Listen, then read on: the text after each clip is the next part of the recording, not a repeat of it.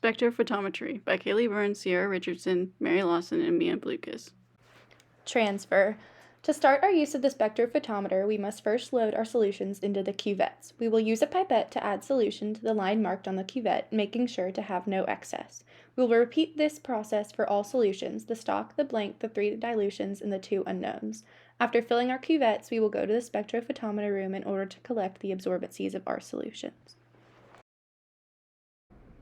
Spectrophotometer room, part 1, finding wavelength. To start, we will open the graphing application in Simple Reads. On the graphing application, we will select Connect in order to sync to Simple Reads.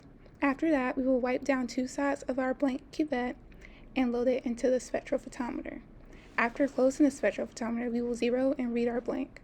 We will then unload our blank, close the spectrophotometer, wipe down the sides of the stock solution cuvette, load the stock solution, and read it. This will give us a graph where we can record our peak wavelength, 600 nanometers.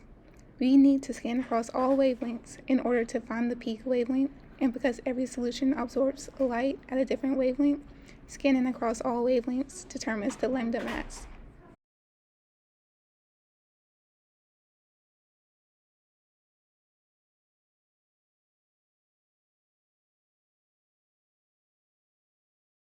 Lambda max, the wavelength at which a substance has the strongest photon absorption, highest point along the spectrum's y-axis. This will be used to find absorbencies.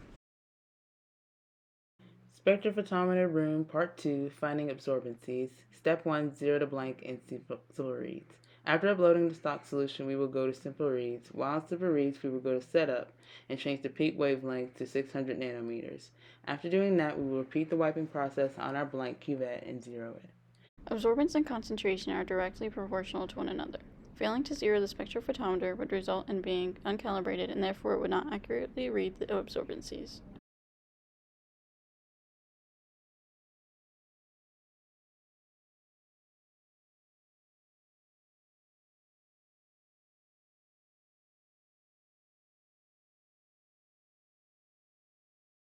Step 2, finding the absorbencies of the solutions. Once the blank has been zeroed, we will wipe, load, and read our stock solution, 3 dilutions, and 2 unknowns. At the end of this process, we will have 7 separate absorbencies recorded in our notebook.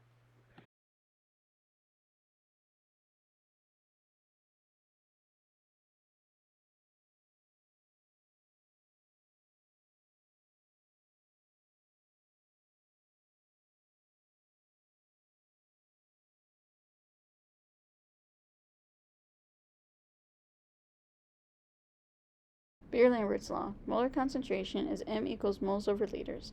Absorbance is determined in the spectrophotometer. Molar absorbance coefficient is E equals absorbance over optical path length times concentration. Optical path length is the width of the cuvette, 1 centimeter. To find absorbance, you can also use E times C times L. E is the molar absorbance coefficient, which is molar -1, centimeters -1. The molar concentration is C, which is m. The optical path length is L in centimeters. In our notebook, we use the equation M1V1 equals M2V2 in order to determine the concentrations of each of our dilutions.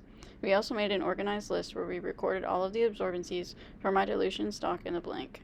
Cleanup. Once our tests have been run and our calculations have been completed, we now clean and rinse all glassware, cuvettes, and tools that have been used during this lab.